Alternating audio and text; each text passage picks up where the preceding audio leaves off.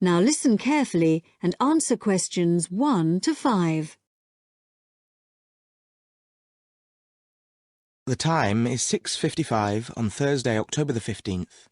And now here is a brief review of this evening's programmes on Radio 6.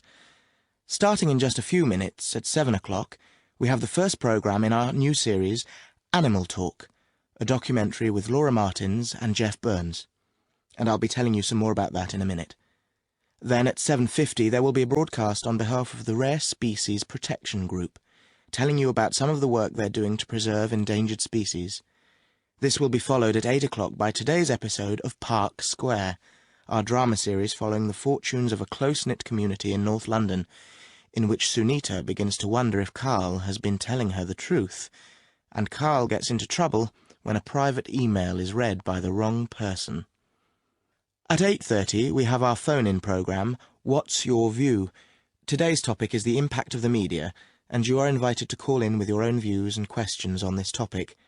If you have a question for the panel, the number to call is 0207 815 4222.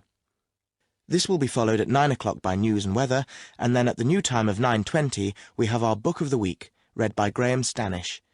This week's book is a collection of Rudyard Kipling's Just So stories, which the author wrote for his children at the beginning of the 20th century, and which are now enjoyed by children and adults alike. This evening's story, entitled How the First Letter Was Written, is an imaginary account of the events that led to the invention of writing, involving a young girl called Taffy, and a series of misunderstandings that arise when Taffy sends the first written message in the history of the world.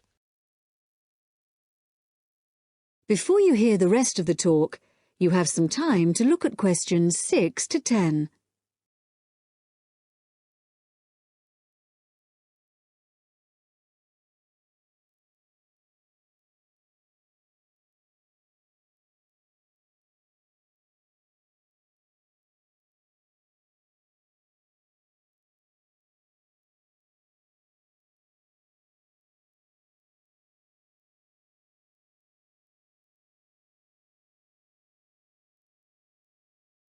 Now listen and answer questions 6 to 10.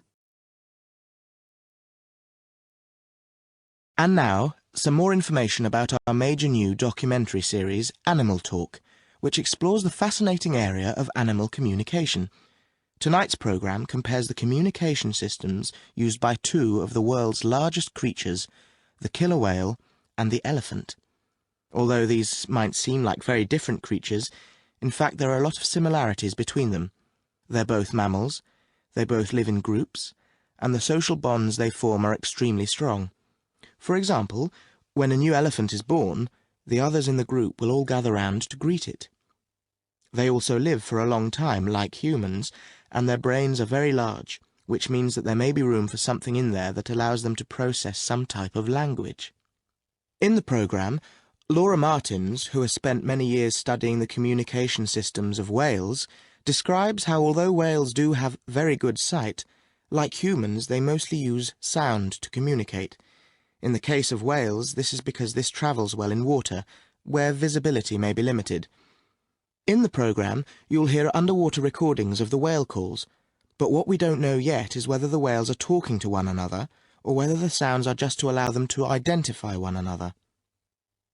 Also speaking on the programme is Dr. Jeff Burns, who has made a special study of elephant communication.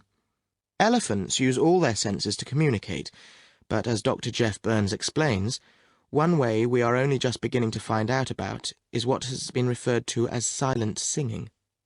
Sounds produced by elephants which are too low for humans to hear, but can be heard by other elephants. And did you know that another way in which elephants can hear is with their feet? So, when one elephant stamps on the ground, maybe to warn about danger, the sound travels through the ground, and another elephant up to 30 kilometres away may pick it up. To find out more about exactly how they do this, stay tuned to Radio 6 for Animal Talk. That is the end of part 1. You now have half a minute to check your answers.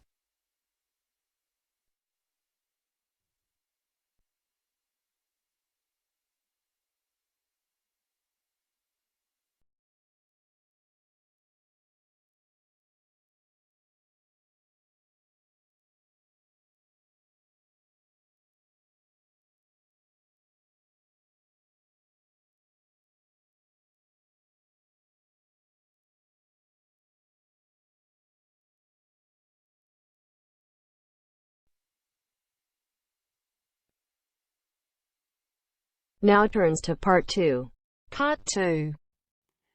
You will hear an extract from a talk about employment interviews. First, you have some time to look at questions 11 to 14.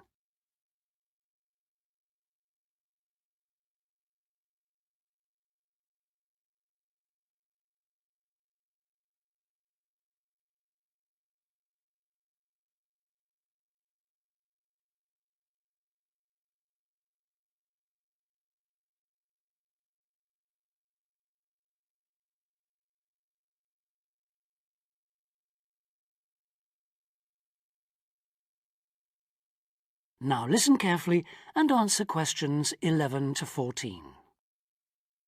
Today I have with me Sandy Richardson of the local Workforce Center, and she'll be talking about that critical step towards the goal of employment, the interview.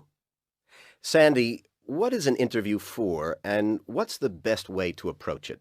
A job interview is simply a meeting between you and a potential employer to discuss your qualifications and see if there is a fit. The employer wants to verify what they know about you and talk about your qualifications. If you have been called for an interview, you can assume that the employer is interested in you. The employer has a need that you may be able to meet, so it's your goal to identify that need and convince the employer that you're the one for the job. As everyone knows, interviews can be stressful, but when you're well prepared, there's no reason to panic. Preparation is the key to success in a job search, and you can begin by collecting together all the documents you may need for the interview, such as extra copies of your resume, lists of references, and letters of recommendation. You could also take some work samples, selecting from what you have designed, drawn, or written, for instance. And make sure you have a pen and pad of paper for taking notes. The next step is to find out about the post.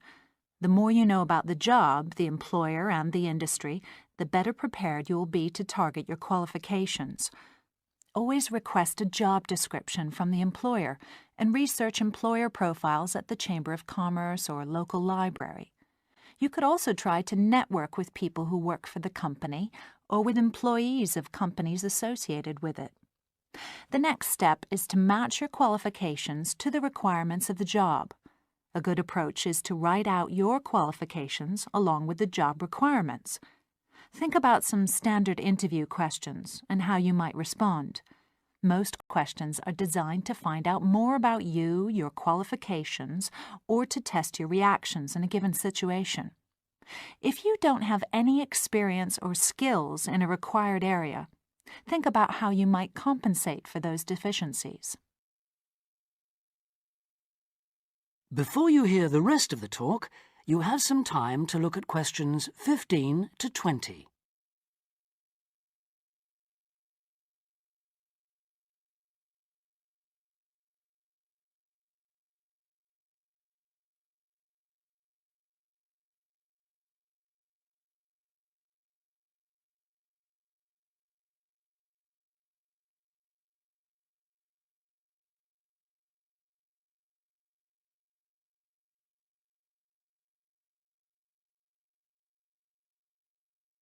Now listen and answer questions 15 to 20.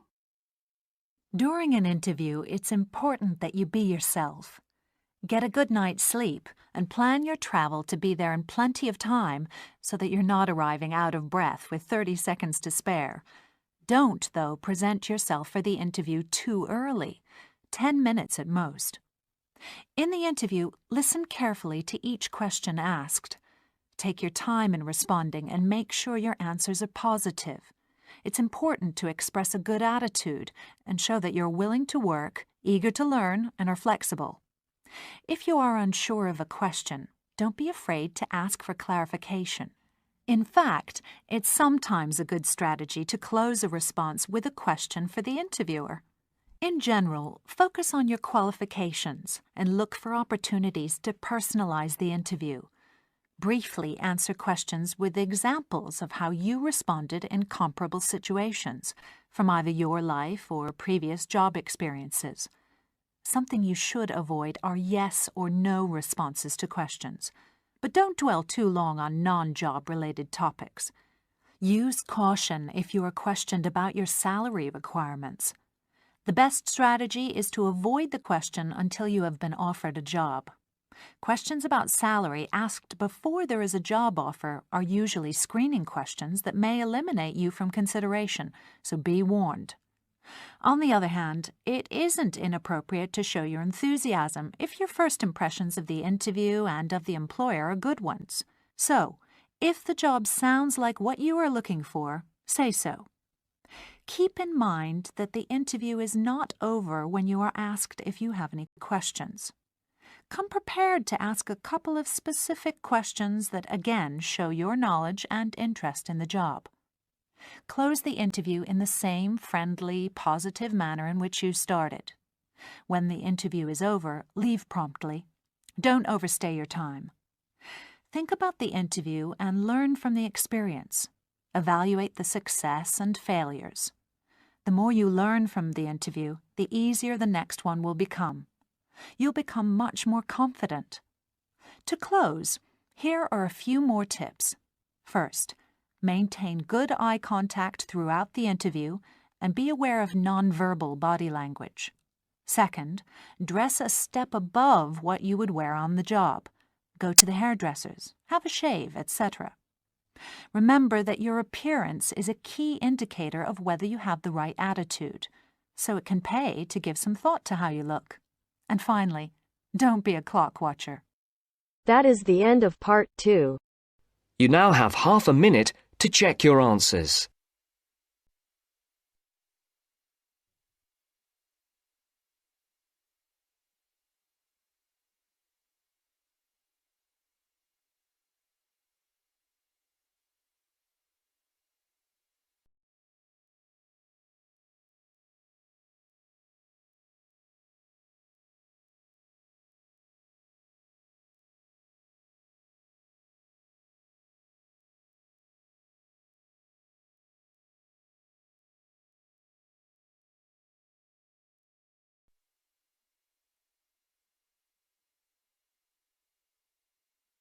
Now turns to part 3.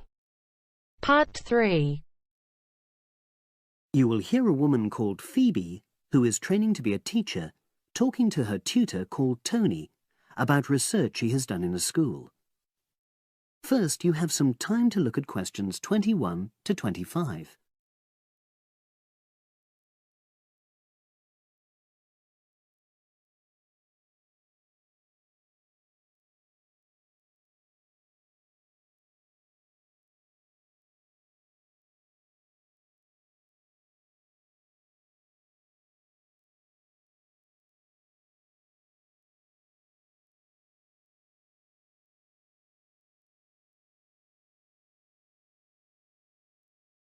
Now listen and answer questions 21 to 25. So, how did you get on with your school-based research, Phoebe? Well, it was exhausting, but really valuable. Good. What was the specific focus you chose? My title is Attitudes Towards Study Among 11 to 12-year-old Pupils. Right, and what made you choose that focus? Well, that's a bit difficult. Lots of my classmates decided on their focus really early on, mainly on the basis of what they thought would help in their future career, you know, in their first year's teaching. So that's what helped you decide? Actually, it was that I came across a book written by experienced teachers on student attitudes, and that motivated me to go for the topic. Okay. So what were your research questions or issues? Well, I wanted to look at the ways students responded to different teachers, particularly focusing on whether very strict teachers made teenagers less motivated. And from your research, did you find that was true? No, not from what I saw, you know, from my 5 days observation, talking to people and so forth. Okay. We'll talk about the actual research methods in a moment, but before that, can you briefly summarise what your most striking findings are? Well, what really amazed me was the significant gender differences. I didn't set out to focus on that, but I found that boys were much more positive about being at school. Girls were more impatient, They talked a lot about wanting to grow up and leave school. Very interesting. Yeah, it is. From doing the research, it was clear to me that you might start out to focus on one thing, but you pick up lots of unexpected insights. Right. Did you get any insights into teaching? Yes, certainly. I was doing a lot of observations of the way kids with very different abilities collaborate on certain tasks. You know, help each other. And I began to realise that the lessons were developing in really unexpected ways. So, what conclusion do you draw from that? Well, I know it's necessary for teachers to prepare lessons carefully, but it's great if they also allow lessons to go their own ways. Good point. Now, I'm really pleased to see you doing this. Analysing and drawing conclusions based on data. But surely this isn't proper data. Because it's derived from such small-scale research. Well, as long as you don't make grand claims for your findings, this data is entirely valid. I like the way you're already stepping back from the experience and thinking about what you've learned about research. Well done. But I know I could have done it better. As you become more experienced, you'll find ways to reduce the risk of difficulties. Okay. Now you have some time to look at questions 26 to 30.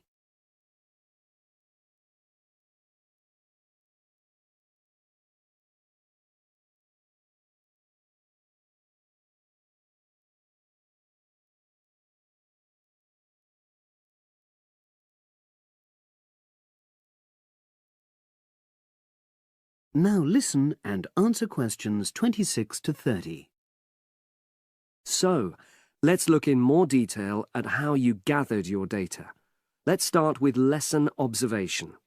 Well, it generally went quite smoothly. I chose my focus and designed my checklist. Then teachers allowed me into their classes without any problems, which surprised me. It was afterwards that the grueling work started. Yeah, it's very time-consuming, isn't it? Making sense of analysing your observation notes. Absolutely. Much more so than interview data, for example. That was relatively easy to process, though I wanted to make sure I used a high-quality recorder to make transcription easier. And I had to wait until one became available. Right. And did you interview some kids as well? In the end, yes. I talked to 10, and they were great. I'd imagined I'd be bored listening to them, but... So it was easy to concentrate? Sure. One of the teachers was a bit worried about the ethics, you know, whether it was right to interview young pupils, and it took a while for him to agree to let me talk to 3 of the kids in his class, but he relented in the end. Good. What other methods did you use? I experimented with questionnaires, but I really regret that now. I decided to share the work with another student, but we had such different agendas it ended up taking twice as long. That's a shame. It might be worth you reflecting on ways you might improve on that for future projects. You're right, yeah. Okay. And the other thing I did was stills photography. I didn't take as many pictures as I'd hoped to. Lack of time? It's pretty easy just snapping away, but I wanted each snap to have a purpose, you know, that would contribute to my research aims, and I found that difficult. Well, that's understandable, but remember...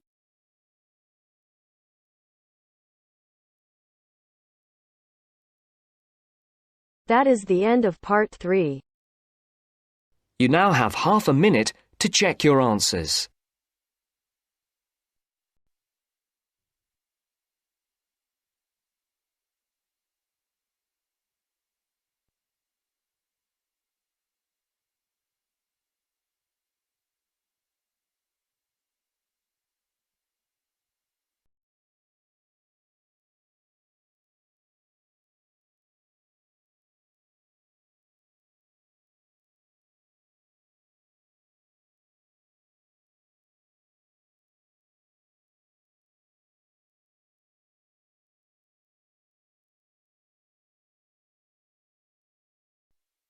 Now turns to part 4. Part 4. Now listen to the second part of the lecture. As you listen, complete the notes below. First, you have some time to look at questions 31 to 40.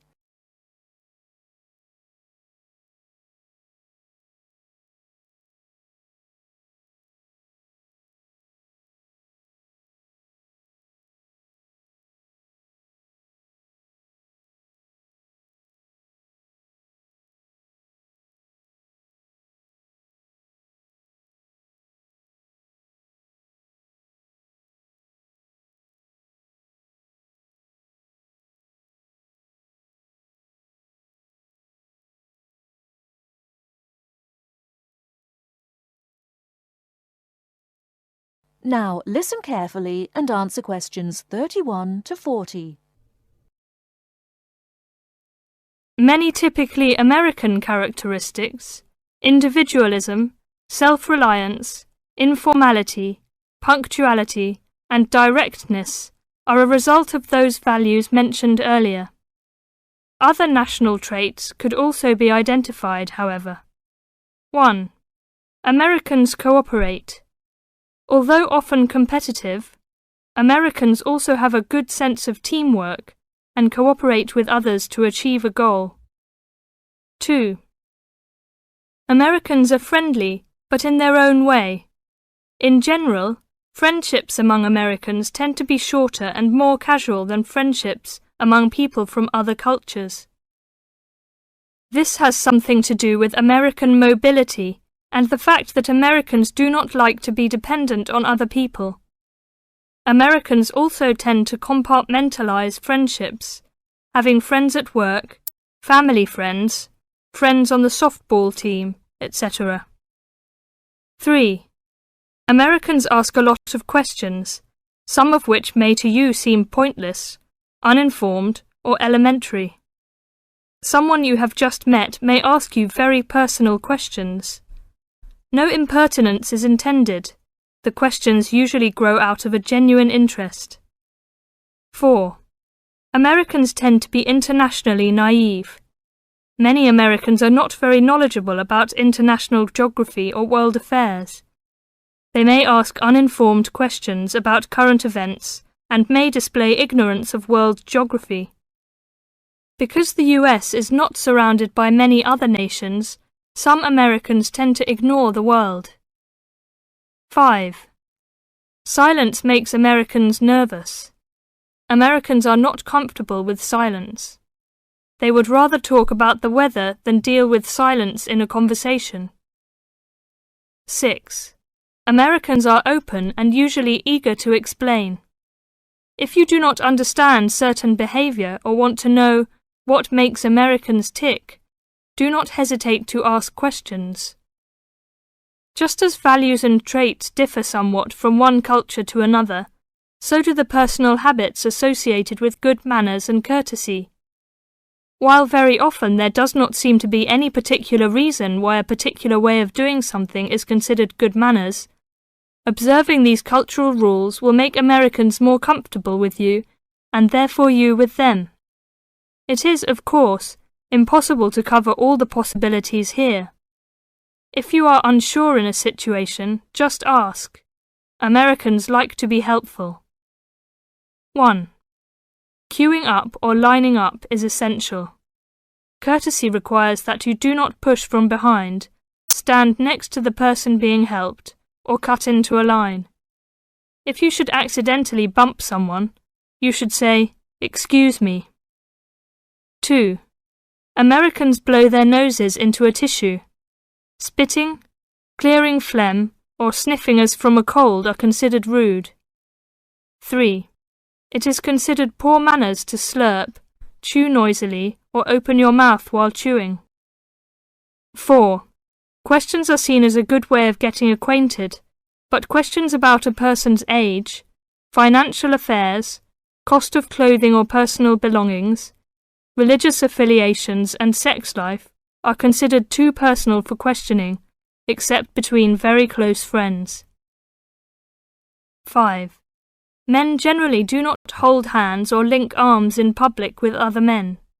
This is somewhat more acceptable between women and quite common between men and women. Now, a few words about personal safety. Unfortunately, in the US, one must be aware of crimes. It is wise to be especially careful until you are familiar with the community in which you live. Remember that good judgment and common sense can significantly reduce chances of having an unpleasant and perhaps harmful experience. Basic safety rules include the following. 1. Do not walk alone at night. 2. When you leave your room, apartment or automobile, make sure that all doors are locked and all windows are secured. 3. Do not carry too much cash or wear jewellery of great value. 4. Never accept a ride from a stranger. Do not hitchhike and do not pick up hitchhikers. 5. Be careful of purses and wallets, especially in crowded metropolitan areas where there may be purse snatchers and pickpockets. 6. If a robber threatens you, at home or on the street, try not to resist unless you feel that your life is in danger and you must fight or run away. Give up your valuables as calmly as you can and observe as much as possible about the robber to tell the police when you report the crime. A final note. Keep an open mind. Don't judge what you see as right or wrong, but make it a challenge to try to understand the variety of American behaviours which you may observe. You certainly do not have to participate in something you disagree with, but you can try to understand it. This will help you build an attitude of intelligent and liberated respect for cultures, both your own and others. That is the end of part 4. You now have half a minute to check your answers.